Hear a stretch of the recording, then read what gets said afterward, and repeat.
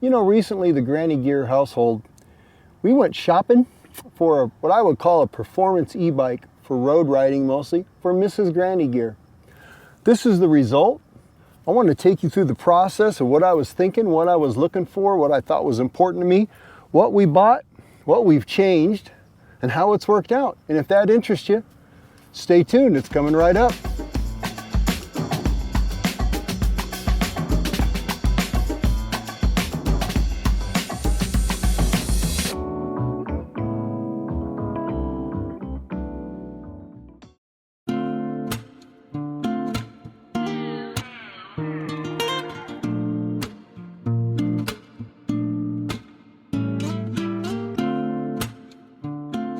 This is a BMC Road Machine 01 Amp X in a 51 centimeter size.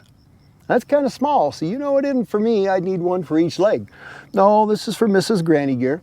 This is her, I would call it her primary road bike now. And it was just a couple of years ago, maybe 3 years ago now, where she was diagnosed with a, oh wow, excuse the geese, got a little sounds of nature going on. Anyway, where she is diagnosed with a mild heart condition. And it's nothing serious, but it limits her to how hard she can push her heart, to where it's just difficult sometimes on the long hills with the faster pace of a group. Made it very challenging for her to keep up without exceeding her doctor's recommendations, and also it just didn't make her feel very good. So it seemed very reasonable, even for a fit rider who's riding 100 miles a week with hills, with her limitations, to get a little bit of help. So I said, you know what, hon, maybe it's time for a very nice e-bike. And that's exactly what we did. I went shopping, and I had a list of things I wanted to accomplish. I had some things I thought, that I thought were important to have on an e-bike for her. And this represents really that, and it has worked out very, very well. I'm going to take you through basically what I was thinking when I was shopping, what was important to me and what wasn't. And then we'll look at like what I've upgraded, and then we'll talk real briefly about how it's worked out. All right, here we go.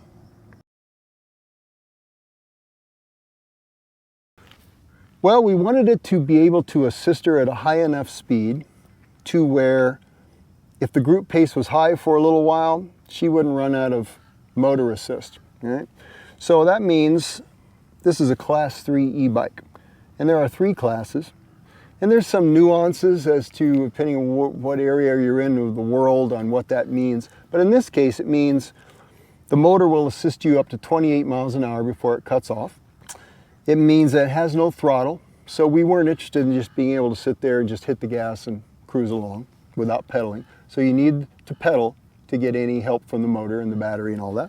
Because some e-bikes, I would say most of them, they stop helping you at about 20 miles an hour, maybe a little less. Well, that's probably good for most of the time, but it's not unusual for the pack speed to hit 20.5 miles an hour, and when it does, whoop, it pulls back, stops helping. That's not so good.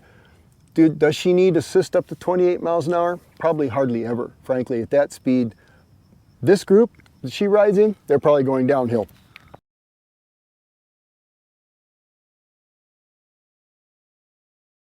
We needed to have enough range to ride, I would call a metric century with some hills. So that's 60, 70-ish miles. If we couldn't do that, we would have this classic case of what they call range anxiety. Now, range anxiety is like, do I have enough battery to make my ride before it dies and I'm pedaling a fairly heavy bike back to my car all by myself with no help? So we wanted to try and keep that to a minimum if we could. And so far, that's worked out just fine. 60, 70 miles with this bike, it's not a problem at all.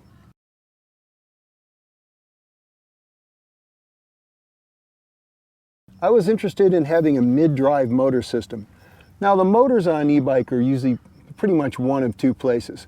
They're centered around the bottom bracket, built into the frame, and basically where your bottom bracket would be, you've got a motor. It's all integrated. The other place they would be is built into the hub of the rear wheel. It's going to be a big hub, but it'll have the motor inside the hub. Now, the batteries, pretty much always going to be built into the down tube, right? So the differences between the two motors primarily, as I understand them. The mid-drive motors are a bit more sophisticated. Now the hub drive motors are getting better, but a typical modern mid-drive system like this one, it'll be torque sensing, which means that it is designed to measure the pedal effort you're putting into the bike and respond appropriately. So you don't get that whoop, help, and it stops, and you know, it's much smoother starting and stopping as the motor comes on and off assist. I think the mid-drives also look a little bit nicer in some ways. This one, you can almost can't even tell it is a e-bike unless you look pretty closely. The mid-drives tend to be quieter. Now this motor is by TQ. TQ, I think, is one of the companies that at the pointy edge of the latest generation of e-bike motors. I would call this a Gen 3. It's my words, not theirs. And as these motors have gotten better, they've gotten more efficient, they've gotten lighter, they've gotten quieter. They're really starting to dial in how smooth they come on and off assist, so you don't get that jerky motion. So the TQ system, it's been really, really good. Now, one other advantage to a mid-drive motor, in other words, not having your motor in your rear hub, is you can change wheels. These are just regular old wheels, all right? It takes a regular old cassette, regular old hub, regular old axles and all that, which means you can swap wheels with basically anything that fits the right axle and all that, right? Disc brake, of course, and all. Which means if you want to upgrade to carbon wheels, which typically does not come on an e-bike, you can, and I did, and we'll be talking about that in a little while. With a hub motor, well, the motor is built into your rear wheel. So if you want to upgrade, I can't imagine you would have to do anything except buy a whole new hub motor, and I can't imagine anybody wanting to do that. So this does allow me to upgrade. Now another thing that a mid-drive motor does is it gives you the torque multiplication of your gears. In other words, since the motor's here, as you shift gears, the motor is getting the advantages of having a lower or a higher gear depending upon what cog you're in. It seems like a hub motor would do that as well, but it actually doesn't. A hub motor drives straight off your axle. It doesn't even know your derailleur and cassette is there. So it is basically one-to-one all the time. I like this. I think this worked better for us than the alternative. The hub motors are getting better and better. They're getting torque sensing as well. But to me, the advantages of this outweighed any disadvantages I could see.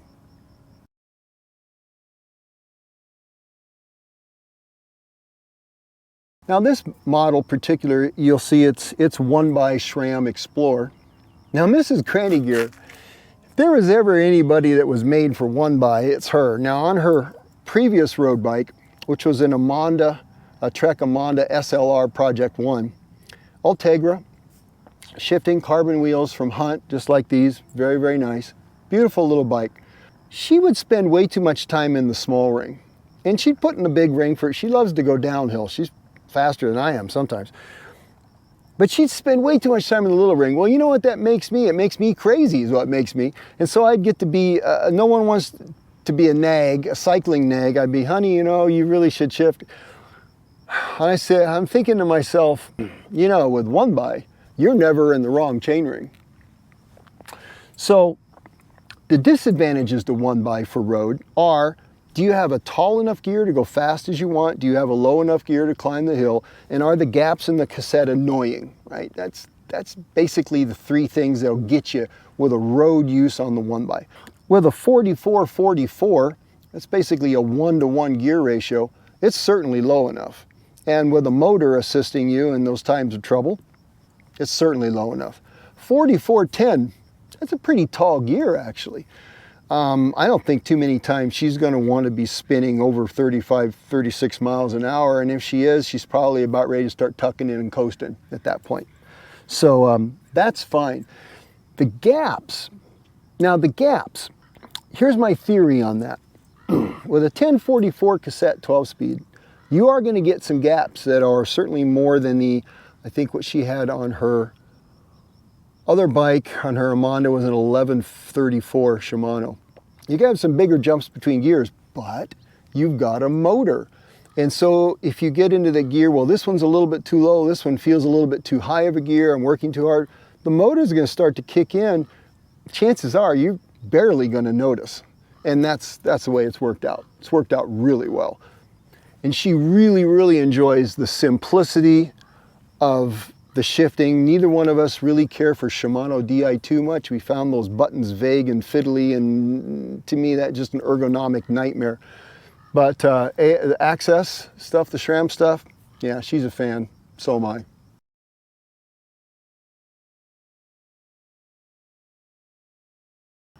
It also occurred to me that the bike I buy, I'd like it to be able to take a decent sized gravel tire.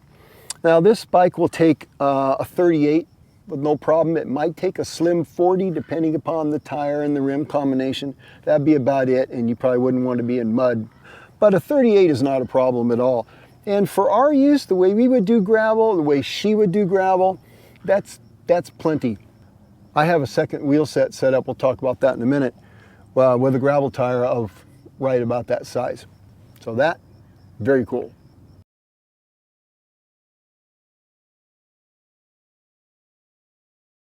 Now this particular model also really stood out to me because BMC licensed the Redshift stem. Now I did a video on the Redshift shock stop stem, which is a built-in suspension stem.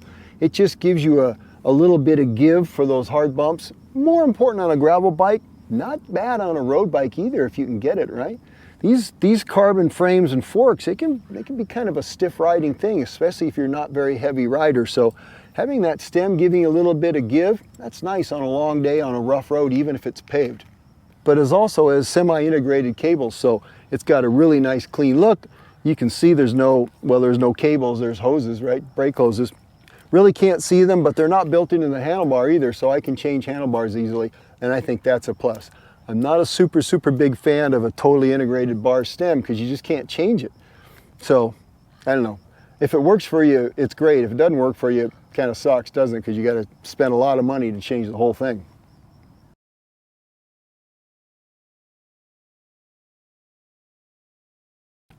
That's the bike as we got it, but what did we change? Because you know, can't leave well enough alone. We had to upgrade some things. Well, the things we upgraded were, I think, were part performance and part just personal fit and preference, right? The cranks on this, what BMC did across their entire line of all the sizes, they all spec'd 170 millimeter long crank arm. And it was a, I can't think of the name of who did, oh, Rotor, that's what it was. It was a Rotor crank brand. Well, you know, for most riders, that's fine. It seems like the tendency these days is people are finding that shorter cranks, even bigger riders, that shorter cranks work just fine for them. But I've had Mrs. Granny gear on 165 millimeter cranks for the last few years because I determined early on that worked really well for her, and it has. Her legs have a lot less fatigue. She's making a smaller circle. She's about 5'4", average leg length and whatnot, and that's been a win. Well, at 170, she noticed that right away. She's like, you know, honey, my legs feel a little bit more tired than I'm expecting, and it's because of the crank length. So I called the good wizards at Praxis and picked up a pair of 165 cranks that work with this spine on the motor. There are other brands out there as well, and that's worked out really well. One caveat though, these cranks were designed more for the Bosch motor system, which is wider. TQ motor is pretty slim. So it increased our Q factor. In other words, the cranks stand out further. If I can do that with my hands. They're wider. In other words, where they put the pedal, spindle, interface and all that in space in relation to the center line of your frame, they're out further, so you're pedaling wider. That could be a problem for some people, depending upon your body dynamics. She has not noticed it at all. And it was about 5 millimeters, it's quite a bit. But she did notice that the cranks were shorter, so I'm calling that a win. She's happy, I'm happy, and I kind of wish BMC would have thought about that from the very beginning. But anyway, we fix, and they weren't too expensive. Now, as far as the rest of the fit, we've changed the saddle. This is a Specialized Lithia. I don't even know if they even make that anymore, but it's very, very well padded. Mrs. Granny Gear prefers to ride without a chamois, so for her, she's usually looking for a saddle with a little bit more padding to make up, you know, the difference there. The stock saddle was pretty good for a while, but you know, it wasn't a long-term solution. So put one of her Lithias out of the box of saddles I have, and that's been a win. Now, the most extravagant upgrade so far, well, that was my idea actually, you know me, I can't leave well enough alone, was a really, really nice set of wheels. Now, since it's a mid-drive motor, I can upgrade the wheels, and having a second set of wheels allowed me to have a gravel set for her. And that's exactly what I did. So what did I buy? Well, this is the second set of Hunt 30 carbons that I've owned. My wife's, Mrs. Granny Gear's Trek Amonda SLR I talked about. That's had a set of 30 carbons on it that I don't even know how old those are. They've got to be 5 years old now or more. Whenever Hunt first started doing wheels and I became aware of them, they weren't even in the US then. I bought some of 30 carbons. They've been great wheels. I finally had to re-bearing the rear hub when it got a little rough. Other than that, I've never touched them. Never touched a spoke, never had a problem with them. They've just been super. I re-taped them, you know, because the tubeless tape at some point gets a little ratty. They've just been great. They have a really nice, their H-lock system is awesome. It holds a very secure bead, tire bead, so if you lose pressure quickly, it doesn't tend to just poof, you know, come right off the bead seat, which can be pretty sketchy, right? You don't want that to happen. Gives you time, hopefully, to get your bike slowed down under control and stop before it just completely comes apart on you. It's a hooked rim, right? So it's not hookless, which I'm not crazy about hookless for road, not yet anyway. And they're light. They're light. I'll put the weights up on the screen, but they're well under 1,500 grams. They're wide, they're 21, 22 internal. Just a sweet wheel set for, I don't even think $1,000 or so. Anyway, you know, prices change, but very reasonably priced for the weight and performance. This was definitely a smart wheel set for this bike. So when I was upgrading the tires, they came with a Pirelli Gravel M, which is actually a really nice tire. 35 millimeter tire is a little bit bigger tire than we need to be pushing around for 90% road use. That didn't make much sense to me. So at first I got some American Classic torch bearers in a 700 by 32. I thought that would be about right. Reasonably inexpensive tire, 40 bucks. I'd had really good luck with a set of Kimber lights for gravel that I reviewed. But I was super disappointed in the torch bearers, mostly because they were only 28 millimeters wide. That's pretty unacceptable. I mean, if they were 30s and they got to be 28, 28 and a half, I'm still not happy with that, but a 32?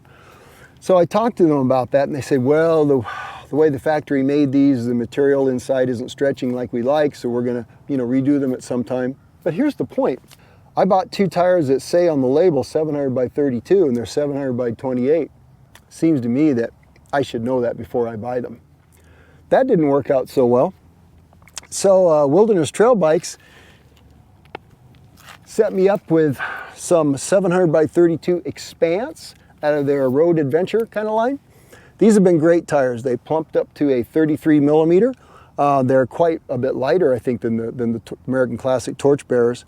They mounted up better as well on these rims. Yeah, these have been sweet tires. And this whole combination, each wheel set, tire, and wheel combination saved £1 pound each. So I took pretty darn close to 2 pounds in total off the bike, and that's rolling weight. Now you might say, well, Granny Gear, it's an e-bike, who cares what it weighs? Well, sort of, but you know, you're still accelerating a wheel, you're turning a wheel like some gyroscope, you're braking, you know, you're stopping a wheel, it all adds up. And a lighter wheel, even on a bike like this, it just feels better. And really, not for a whole lot of money. And it allowed me to take her original wheels, which weren't dogs by any means, but they were just heavier. And I set that up for gravel. So I got another cassette, another set of brake rotors, which are 180s on this bike, by the way. There's some big rotors. Man, you got some stopping power on this thing. Set that up for gravel. So if we go out for a day, we're gonna do a mixed surface ride or a light gravel day. I made use of those stock wheels, so that worked out really, really well. Something I could not have done with a hub drive motor, if that's important to you. Well, to the sounds of geese in the background, let's wrap this up, shall we? Has it been worth it? You know, I didn't touch on cost with this bike. It's an expensive bicycle. In fact, I spent more on this bicycle than I have on any other bicycle I have ever owned, by at least a couple grand. This is an $8,000 bike. Yeah, that's a lot. And I bought it right off a showroom floor, no consideration from BMC or the bike shop, just wrote the check. That wasn't that easy to do. It's not that I can't write the check, I can, but I was expecting a lot from this. And from the performance aspect from the bike, I have gotten that, no doubt about it. This bike's just been great to own. She loves riding it. But what I was expecting and hoping for was satisfaction from Mrs. Granny Gear. I wanted her to keep riding her bike and enjoying it. I wanted her to be able to keep up with the pack, not feeling like she's the drag and is making everybody wait for her and things like that. I wanted her to be able to keep her fitness up, to ride her 100 miles a week if that's what her goal is, without pushing her heart so hard that she might be doing further damage. Because the thing is, guys, we're all aging and our bodies, you know, we're trying to stay in shape, but they're wearing out a little at a time, and you know, it's inevitable. So if we put ourselves in a position where we're hurting ourselves to where we're shortening the time we can ride our bikes, it's not a good thing. And since we already know she had that heart condition, this has just been a logical step. Technology sometimes steps in to help us where we fall a little bit short, and that's been really, really good. So thanks to BMC for making a very, very cool little bicycle. It's been great to ride. Thanks to TQ Motors for that conference call from Germany. That was really fun, talking to one of their engineers, learning about the motor system. That was very cool. Thanks to Hunt Wheels for sending out at no charge those really, really excellent carbon 30s. I love those wheels. Like I say, it's the second set we've had, and I can see myself wanting another set of those someday. Thanks to Wilderness Trail Bike for the excellent tires. They were just the right size, just the right ruggedness and speed combination I was looking for. Super pleased with those. They look like they're not even wearing at all so far. Really happy. Anyway, that's it for now. It looks like it's going to be a beautiful day at the lake here. I might sit here for a little while and just enjoy the peace and quiet. I hope this was helpful for you. I know it was a little long-winded. I apologize. Just a lot of information to blah out to you guys. But hopefully it's helped you make a decision if you're in the same place I am, trying to decide what to do. You guys take care. Go ride your bikes. Granny Gear out for Old Guy on a Bike.